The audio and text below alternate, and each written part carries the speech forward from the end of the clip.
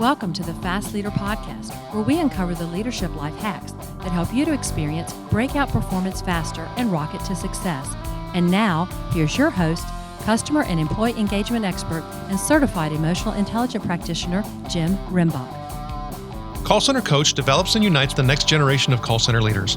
Through our e-learning and community, individuals gain knowledge and skills in the 6 core competencies that is the blueprint that develops high-performing call center leaders. Successful supervisors do not just happen. So go to callcentercoach.com to learn more about enrollment and download your copy of the Supervisor Success Path ebook now. Okay, Fast Leader Legion, I'm excited because I have somebody on the show today who has so much depth and understanding into the customer experience that I think the challenge for me is keeping it all sorted out so that you can actually have a great experience as well. John DiJulius was born and raised on the east side of Cleveland, Ohio. He's the youngest of 6 kids. His father left his mother when he was only 6 years old. They never saw him again. They were a middle-class family that went to being on welfare overnight.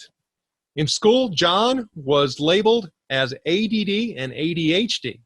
It was requested that he repeat grades 1 through 8, although he never did. He graduated high school dead last and flunked out of college. Through it all, John gives the credit of his success to his mom. She always believed in him no matter who called, teachers, principals, or the police. Eventually, John made his way back to college and graduated with a marketing degree after 7 long years. Then he drove a truck for UPS, made decent money, met his wife, and they opened a small hair salon in 1993, 4 chairs and 900 square feet. Between her technical brilliance and his customer service concept, the salon grew extremely rapidly, expanding and opening multiple locations throughout Northeast Ohio's suburbs of Cleveland. As a result of the growth and world-class customer service reputation, organizations started asking John to come speak. His speaking career grew, and he eventually wrote his first book, Secret Service, in 2003, which completely took him out of the salon business and full-time with the DiJulius Group. Today, he owns the salon, but he's not part of the day-to-day operations. He also owns Believe in Dreams, a nonprofit charity helping make the dreams come true for deserving children. John R. DiJulius III is the authority on world-class customer experience. He's an international consultant, keynote speaker, and best-selling author of 5 customer service books. His newest book, The Relationship Economy, Building Stronger Customer Connections in the Digital Age, could not be more timelier for the world that we're living in today. John has worked with companies such as the Ritz-Carlton, Lexus, Starbucks, Nordstrom, Nestle, Marriott Hotels, PwC, Celebrity Cruises, Anytime Fitness, Progressive Insurance, Harley-Davidson, Chick-fil-A, and many more. John currently resides in Aurora, Ohio. He is a widower with 3 amazing boys, Johnny, Cal, and Bo. John DiJulius, are you ready to help us get over the hump? I am. Let's do this. John, I'm glad you're here. Now, I've given my Legion a little bit about you, but can you tell us what your current passion is so that we can get to know you even better? It's raising my 3 boys, making them sure they become good men and good human beings, and customer service. I love customer service, customer experience. I'm annoying to people. That's all I want to talk about. That's all I want to think about. I'm very narrow and deep. Well, narrow. I guess you'd say your narrow perception has become significantly wide. And what I mean by that is the customer experience is really a major focus for most organizations today. Even when we start talking about political relationships and races, it's about constituent experience. So customer experience, it's all around us. It is what you're saying. It's all about the relationships and what we're doing today. But we have some issues. We have some issues in a lot of different ways. But one of the things you talk about immediately is the touch screen age and its impact. What do you mean by that? Well, today's illiterate are those who have inability to make a meaningful connection with others. And we're all living in the touchscreen age. And that's not generational specific, right? We have grandparents on Facebook and social media, and we have 5-year-olds that we're handing an iPad to, and that's their babysitter today. And it has reduced all of our people skills. And, technology's brought us incredible advances and benefits and conveniences, but it's come at a significant cost. And that cost is human relationships. It's that, drive customer loyalty, employee satisfaction, and just human happiness. Well, and as you're saying that, there are a lot of industry analysts, prognosticators, forecasters, a lot of people talking about, the machine interaction, the business automation, artificial intelligence, and how many of the simple and mundane things are going to be handled by automations. So talking about the touchscreen age, that's just going to continue to grow. However, the differentiating factor is all this relationship this piece. So what's going to be left, John? Well, it's ironic that good old-fashioned relationship is now the differentiator today. I mean, it's back to the 1960s, and that pendulum has swung so far over to high tech, low touch or no touch, that we're starving to be a name to someone, someone with needs and pain points and desires and all those things. And technology is not the enemy. It's not the devil. Using it to eliminate the human experience is. I think that's a really interesting point that you bring up. So then you start talking about what part of the ability to create a relationship is left. And you talk about 7 traits for us to really focus in on in order for us to have effective interactions with customers. So if you could, let's walk through those a little bit so people get a better understanding of what we need to not just preserve, but also enhance and really use as a differentiating point. Yeah, I mean, the whole thing with customer facing employees is they didn't grow up staying at 5-star resorts. All of us, most of us, we didn't drive a Mercedes Benz when we turned 16. We didn't fly first class. Yet all of us, when we got our jobs, first jobs, any job, we were expected to give that type of an experience to guests, customers, patients, constituents, you name it. And it's unfair. So, there has to be the part that the company understands what they have to dictate what service aptitude is. And so those 7 traits: compassion and empathy. Not everyone's going to come with these things, but most of them can be taught. So, you got to train for compassion and empathy. And, we're empathetic today because, we're rushed. We only have 3 minutes to, conduct this call, the crazy metrics, and, we look at people as next, and, hospitals look at people as, 201 bed B and 530 haircut and all these things. And we have to make sure that we always are looking at from the customer's vantage point, what's going on. Engagement and warmth. Those are things you can absolutely spot in an interview with questions. And it's also stuff that can be taught. And it's so much of this is taught in a great orientation, soft skill training, a drive to serve, ownership. And now the ownership one is hard because so many employees are conditioned that they have to stick to policy, right? I'm sorry, we had 30 days to bring this back and today's the 31st day. Or I'm sorry, I can't deliver it because you're outside of our 1 mile radius. Yeah, I know it's only, 1 miles, but, our policy says.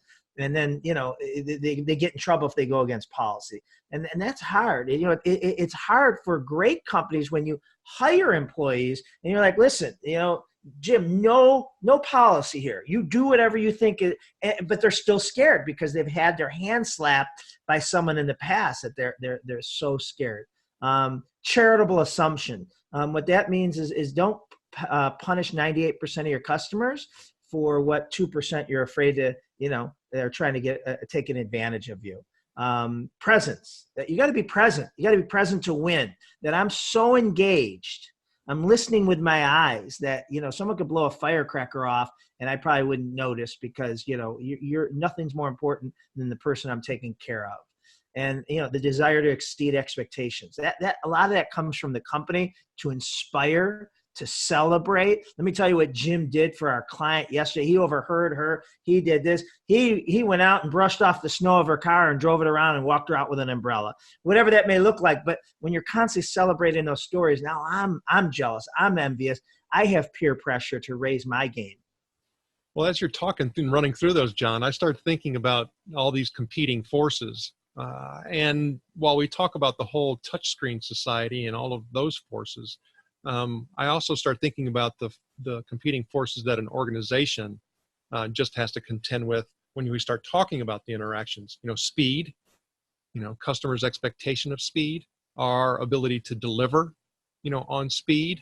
And like you hit on, one of the components is, risk, whether it's legal risk, whether it's, inconsistency risk. These are now exceptions, to our system, and they're therefore, we now need more people, and I don't want more people because it's over. All of these competing forces, the KPIs and the metrics that we look at on a daily basis, you mentioned that as well, on an annual basis, the ones we have to report to shareholders if we're publicly traded. I start thinking about all these competing forces, and then we're laying the burden on that customer relationship and the interaction on those people who are, innocently unknowing and unskilled. To me, that's a recipe for disaster. How do we prevent those things from occurring so that on the outcome, we're delivering those relationship building customer experiences? Well, the best companies at customer service aren't short-term focused, right? And they understand that it has to be a long-term play. And, from training employees on the soft skill, I love to ask companies this. I'll say, if you're to hire my son tomorrow to work in any customer-facing position, how much training will you give him before he can start interacting with your customer, your public? And, some people say 2 days, some people say 2 weeks, some people say 2 months. That's not the answer I'm looking for. The answer I'm looking for now is, okay, of those 48 hours, 400 hours, 4,000 hours, how much of it is operational technical processes and how much is his soft skill, showing empathy and compassion, the traits we just listed, making a brilliant comeback when we drop the ball, those building a rapport. And in most cases, it's 98% operational processes and way less than 2%. And that 2% sometimes is, see that sign in the back, we're customer first. Yeah, go do that. And you tell 20 people, you tell 100 people to go above and beyond. That's processed 100 different ways. And so you got to make it black and white, right? And so, if I tell you or anyone to go deliver genuine hospitality, all right, go do that. Ready, go. And we all break and we all go start customer support, customer calls. What does genuine hospitality really mean? So, we like to make it specific, right? It's the 5 E's. And it take less than 5 seconds. And the first 3 take 1 second. It's enthusiastic greet, ear to ear smile, eye contact, engage them and educate them. Now I can watch you, I can listen to you, read an email and say, Jim, you didn't deliver genuine hospitality. Your tone was like they were in an eruption in your day. You weren't smiling. I couldn't hear a smile in your voice. You weren't enthusiastic. You didn't educate them. They did not hang up thinking, man, Jim's the smartest person I've ever met at his job. So, that's black and white. Well, and in order to be able to deepen that and enrich in that relationship, you even have another, you talk about the 5 E's, but you also have forward. And so explain what forward is. Yeah, I really like forward. All our clients have really implemented it. I love to ask people, audiences, companies, with staffs, who here is good at building an instant rapport with a stranger, an acquaintance? And everyone raises their hand and I say, I don't believe you. And I said, you might have, met someone yesterday at Starbucks or a business meeting, a luncheon, whatever it may be. And you might have spoke to them for 20 minutes, 30 minutes, but that doesn't mean you built a rapport. You could have been speaking about yourself for that length of time. And we are all genetically coded to be preoccupied about ourselves. It's not a slam, but it's my flight that was delayed. It's my client that's threatening to get out of his contract. It's my son that got in trouble at school today, right? So in order to fight that urge I always say, if you want to prove to me, that you built a relationship with someone, would be a 3-minute conversation, 30-minute conversation, you have to be able to tell me 2 or more things of their Ford. And if you can tell me 2 or more things of their Ford, you not only built a relationship, you own the relationship. Because to each and every one of us, our own Ford is our hot buttons. It's what gets us talking fast. It's what gets, there's some things you don't want to ask me about my Ford unless you have 2 hours to, listen, because I'm going to go on, and customer service is one of them. So Ford, the F stands for family, right? Are they married? Do they have kids? How old are their kids? O, occupation. What's he do? How long's he been doing it? What's his title? R, recreation. What does she like to do with her free time or off time? She might be a yoga instructor. She might, run marathons. He might be a little league coach. And then the D stands for dreams. What's on their bucket list? What's their dream vacation? What's his encore, career that he's shooting for? Now, as you're talking about that, John, I started thinking about how some people would take that purely mechanically and would say, oh, this is my progression that I need to take. However, I would dare to say, while Ford is a framework, you don't necessarily do it in that order. No, God, no. No, I mean, just like how our conversation started, where you're from, and a lot of times people will offer Ford, without you even asking. The problem is, if you're not paying attention to it, it'll go right over your head, right? And I'm guilty of this. So one of our must is in my company, and a lot of our clients have adopted this, is we cannot have a conference call with our clients or employees that are virtual. That it has to be a Zoom. It has to be a video call, right? For exactly this. I see Jimmy's a nice guy. And I'm also, you are exposing so much Ford to me, as I am, on our walls. And you pick up on that. And I'll be honest, I've been guilty. Here's the real reason why I do it is, if I'm not on video, I'm not on stage. And what happens is my phone starts blowing up as we're talking, and I look, and my son's asking me if he can do something that I've already said no 16 times. So I'm responding, and you just told me how you have to go, back, to your hometown because your grandmother, passed away. And I'm like, oh, that's good, Jim. Good. And, totally not listening, right? So, these are techniques that make sure that we're building that relationship and say, man, this guy's a really nice, and you're laughing at what I'm saying. So that makes me feel good, and vice versa. Well, and for me, it's because it's like, oh gosh, yeah. I mean, I think of those times where I've actually done those things, and it's like, okay, I'm sorry, can you say that again, right? And what you just said is exactly one of the things that I've instituted, and I pretty much every single meeting I have, I'm putting in a Zoom link, and I want to see people's face. I want to make that connection. I want to be able to build that rapport. Because even if it's just a 5-minute, connection with the face and all of that, it's significantly, it's a value point. And it's a value. You got this great smile, Jim. You really do from the moment we got on. But if I'm not seeing it, and you might not be doing it if it's over the phone. Right. And, that smile really resonates and makes me think, man, this guy is really, this is someone who I want to do business with. Well, and I think when we incorporate all of these different things that are associated with, making this, relationship type of connection, these building blocks, and we start doing them in a lot of different parts of the organization, that starts driving the culture. And so you talk about a culture that rocks, and you refer to Arnie Mallham's book about a culture that rocks. But there was some particular elements in that stood out for you. Can you please share those? Yeah, Arnie Mallham is he's built and sold several companies, and now he's a best-selling author. And his book is called "Worth Doing Wrong," and the quest to build a culture that rocks. And he hired us, and when we'd come in, he hired us.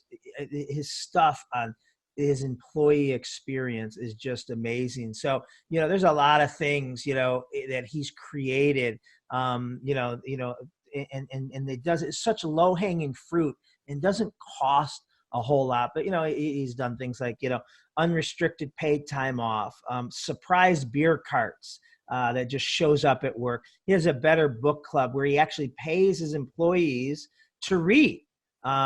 Free postage. He has a dream manager a program that helps employees accomplish their personal dreams. And sometimes, they don't want to be here in a year from now.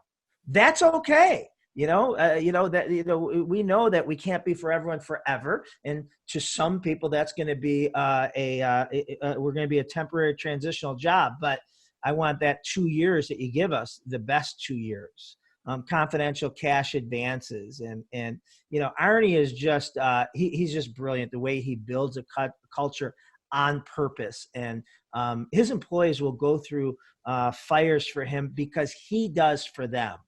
Well, and when you start talking about all of that, you talking about that foundational component, you also added something towards the back of the book talking about how your customer experience is always on stage.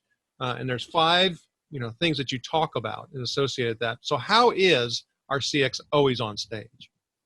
Well, that's the one thing that a lot of people don't, remember is the when they're on stage. So like, my first business, the salon business, people forget that just because, you're not working or you're not in front of someone. So an example is, let's say a hairdresser, and this can happen in the doctor's office. This can happen in a contact center, but a hairdresser walks up to the front desk and, you're my friend working at the front desk, and I'm waiting, for you to get off, or I'm waiting for you to stop serving this guest so you can tell me, where we're going to go out tonight. We're going to go out for beers, whatever it is.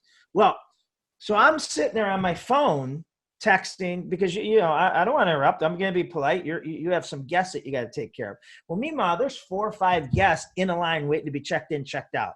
And what they see is 2 employees, one taking care of, the customers, and the other one texting. There's not a sign above, my head that says, oh, I don't work up here. I'm off. So, we're on stage there. Or you can come in on your off day and do your mom's hair, and you're dressed like it's an off day, right? Again, the customers think, man, do they have some unprofessionally looking, employees working here, because you got a wife beater shirt on or a tube top or whatever it may be. So always remember that you're still on stage, leaving it at the door, right? One of my best experiences, I studied at the Disney Institute, and I got to go, this is back in the 90s, and I got to go underground, and Magic Kingdom, there's a whole underground, and I hope you don't have any listeners like under 8, do you? I don't want to ruin it for them.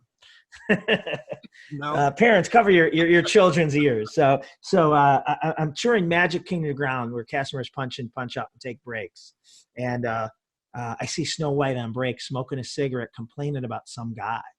And I'm like, oh my God, and then she goes back in and she freshens herself up. She punches back in. She goes up these stairs through these bushes, and she reappears on Magic Kingdom ground, and 15 little 5, 6, and 7-year-olds come charging at her, and she turns back in this beautiful angelic princess, signing their pad, posing for pictures. And what Disney did was they taught her, right, that people, spend a lot of money, travel a long way, maybe, save up for 3 years, and that she's Snow White, and she can't pick and choose when she could be Snow White. And so it's every business, right? You got to leave it at the door, or leave yourself at the door. Must be present to win. Meaning, you're so focused on the person that, you're engaging with. I'm not looking over your shoulder. I'm not texting. I'm not having a conversation with my coworker. We have a video for call centers that, someone's, taking a call, and, the person next to him says, I'm going to Starbucks. What do you want? Oh, and, she's, back to, I'm not really listening. Everyone's your customer. Everyone's your customer, not just the person on the other end of the phone or on the other end of the counter. Your coworkers, right? You got to treat them with the same utmost respect. The UPS man that's coming in, the stranger in the elevator, and then lastly, everyone's in the media. And listen, everyone has a camera, a video camera. And just everything goes viral today. And, I love that about social media. One of the benefits of social media is it has shined a spotlight on, you can't hide if you suck. And, years ago, if it would have happened 25 years ago, the United incidents where they dragged the doctor off the airplane, that would have been a he said, she said thing. But because, there's proof, United had to own up to it. And those things are great because that makes us train our employees better, hopefully be choosy of our employees and be conscious that, I'd love to, really tell this guy what a diva he's being. I don't want that on the 6 o'clock news. Well, and as you were talking, too, John, I started you talking about the whole development thing and, being able to help people to be more successful. Because a lot of times what organizations will do from a customer experience contact center perspective is that they'll have quality control standards and all of that in place. And they're dinging people for their lack of performance, but they're not developing them. So, you talk about burnout. I'll burn out fast if you just keep beating me and not developing me. But when we start talking about it at the frontline level, and you had talked about how much of that development are you going to give those frontline people, right? Saying maybe it's 2%. Well, we do the same thing for those frontline leaders. Hey, you know what? You're good at being this person, so now I want you to supervise 10 people doing that same thing. Right. So it continues to actually build upon itself. But I think for me, when we start talking about this relationship component and the differentiating factor, and I think Jack Ma, the founder of Alibaba, I've mentioned it several times where he's come out and said, stop teaching your kids about things that they could just look up on Google. You need to teach them how to be better people. You need to teach them about art, and music and all of those things that are helping them to be better people. That's going to be the differentiating factor of the future because all the other stuff's going to be automated out. It's going to be easily accessed. It's going to be business ruled. It's going to be, very simple. And it's the human commotion and connection that's different. So your book, really is a foundational component for all of us to be able to build that. But when we start talking about making connection, and I love this part that you mentioned in the book, and for me, I think it's critically important when we start talking about conducting ourselves. You talk about screwing the small talk. Let's get to the big talk. Well, what do you mean by big talk? I love that. And I was inspired by a TED talk. Her name is Kalina. I think if you just Google screw the small talk, go for the big talk, that was her theme. And she was a college student that was just struggling and lonely and just not making connections and having all these surface conversations. And then she went on vacation, or I'm sorry, went on a college trip to, I think, maybe a mission or something. And just when people are away on vacation, they let their guard down. They make, and we make these pacts that we're going to, visit and write and do all these things. But, and she's like, well, why can't these conversations, the depth of conversations that we seem to have on vacation with total strangers, be the same with my friends and people I meet. So she, that was her topic. Screw the small talk. Quit asking about, hey, what's going on? How's your day? Blah, blah, blah. And, when you have quality time, really go and ask questions. Hey, we're out to dinner and we're having beers, or, the four of us, significant others are out. And we do this. I have it in my phone, big talk questions. And I love it. And it's from her, and it's just from questions, Jim, if today was your last day, what would be your biggest regret? Or, who's someone that, a celebrity that you'd love to have lunch with, and for, things like that. What's the one thing you hope here's a good one that was really surprising. What's the first thing you think of that pops in your head when you get up in the morning? And a really good friend of ours said, oh my God, I have to go to work. I hate my job. And I just felt like, and maybe that's a normal one, but I just was like, oh God, like I felt so, I wanted to help her get a new job because like you, I'm sure I wake up and I can't believe I get to do this. And I know I might be in the minority, but what a horrible thought for, just to think that, in 27 years or in 13 years, I could retire, and hoping that you get old fast. Right. So, but you wouldn't have those without, having those stimulating questions that take it to a much deeper place. And it really exposes a lot about the person in a non-judgmental way, but, where they've come up with that thought, pattern, something from their childhood, whatever it may be.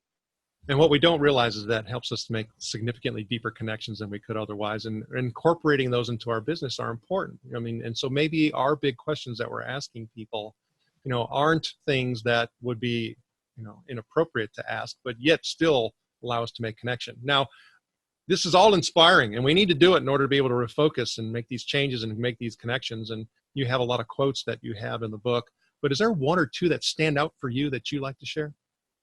Yeah. So I have a quote that pops up on my phone at 6 a.m. in the morning, every morning. And then one that pops up at 10 p.m. And then the 6 a.m. is act as if today's the day you'll be remembered for how you treat others. And that's important to me. And I try to do it intentionally. Act as if today's the day you'll be remembered for how you treat others. And then, the one at the end of the day is, how many people had a better day as a result of coming in contact with you. And I really try to think about that and kind of, and some days I'm not happy with the answer, as a bad mood, I rushed. I snapped at my kid, because we were on, taking him to school. And he said, "Oh, wait, Dad, I left my homework at home." And, do you know how that's going to screw up? I got to be at here, and, that's the way I let him go off to school, So it's those two things. Act as if today's the day you'll be remembered for how you treat others, and how many people had a better day as a result of coming in contact with me. I love that. Now, John, also for you and I, we went through an activity of building your bio for the Fast Leader Show, because a lot of my guests, they don't come with the bio that I asked for because of a lot of the things that you're talking about in this book. How do people connect with John that they've never been able to connect with before? They know who John is, not just what John has done. And I get a lot of feedback for that. Sometimes I get feedback saying, "Well, I don't like to do this," and as guests, and I'm like, "Well, then you're just not a fit for the show. It's no big deal." Right. Because relationships are critically important. And so one of the ways that we also learn is by people sharing their stories about when they got over the hump, and that has two effects. One is, we get to learn about the person even more, and then also hopefully we can take those learnings for ourselves. Yeah. So Absolutely. is there a time where you've gotten over the hump that you can share? Yeah, too many. And I think sometimes when we learn from our worst practices or other people's worst practices, but, growing too fast, I think that's a struggle.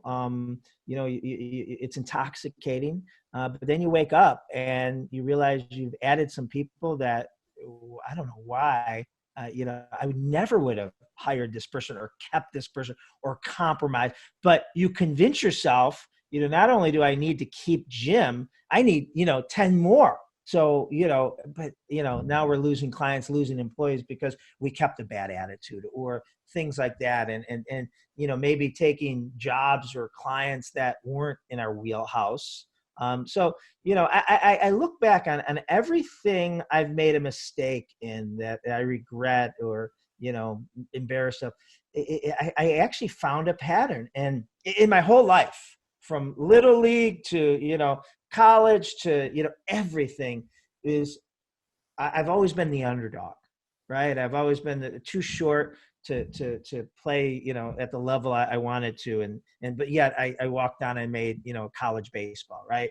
Was not a smart person, in academic, ways. And I really grew up thinking that I had, a mental issue because that's what the teachers would tell me. So, I've always had a chip on my shoulder, but it's when I take that chip on my shoulder off and think I've made it, right? And think I deserve, and, and I think that, the last standing ovation I had, is, I believe it, or, something that, and that's where I find that I end up in a bad place where, when I'm not the underdog, I have to keep that chip on my shoulder because that's always correlation to, where I start believing my bio.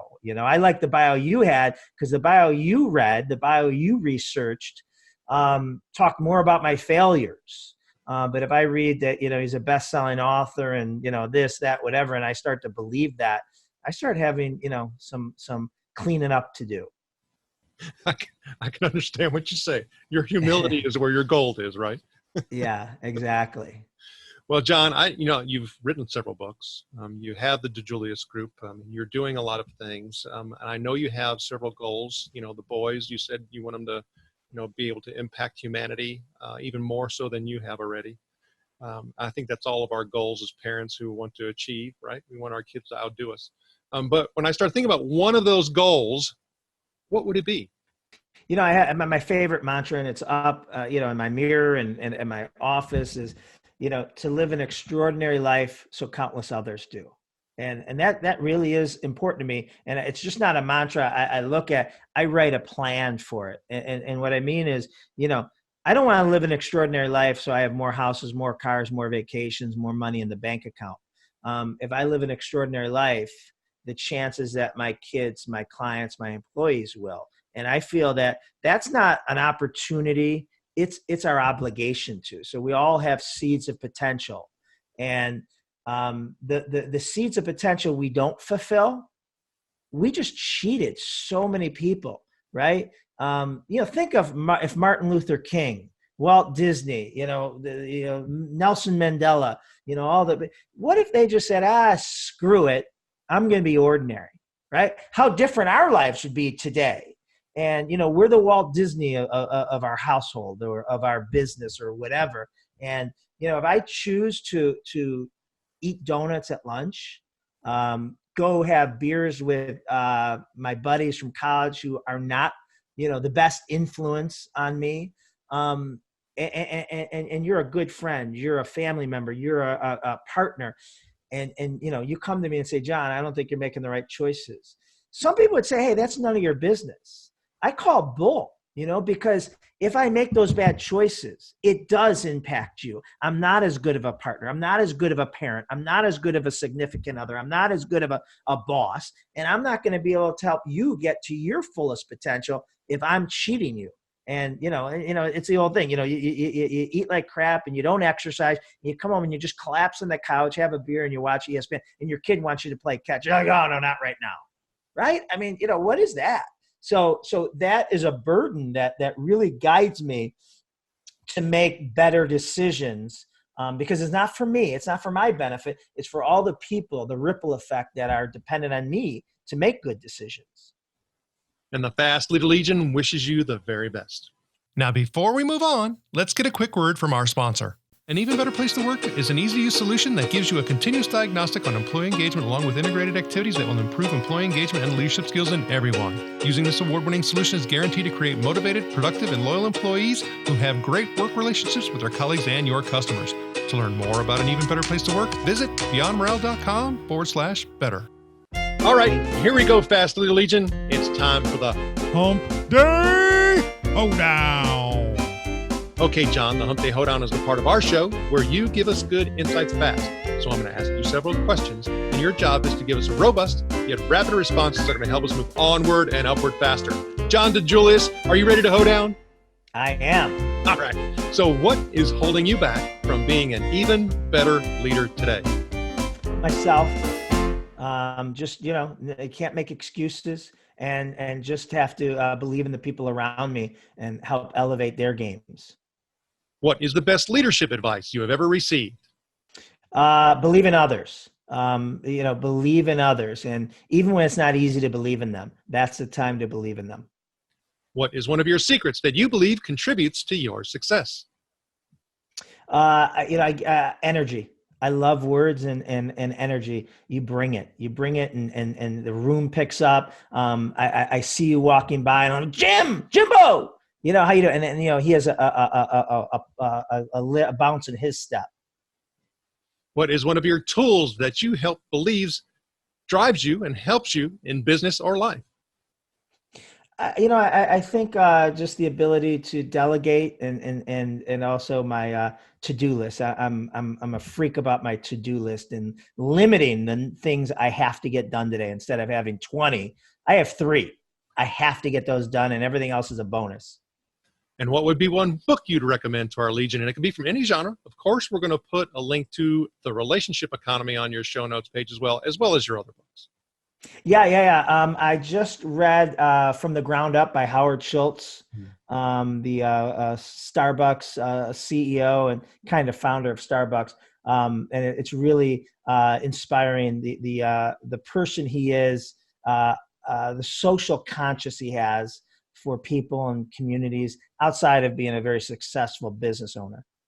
Okay, Fast Leader Legion, you can find links to that and other bonus information from today's show by going to fastleader.net/John DiJulius. Okay, John, this is my last Hump Day Hold On question. Imagine you've been given the opportunity to go back to the age of 25, and you can take the knowledge and skills that you have now back with you, but you can't take it all. You can only take one. So what skill or piece of knowledge would you take back with you, and why?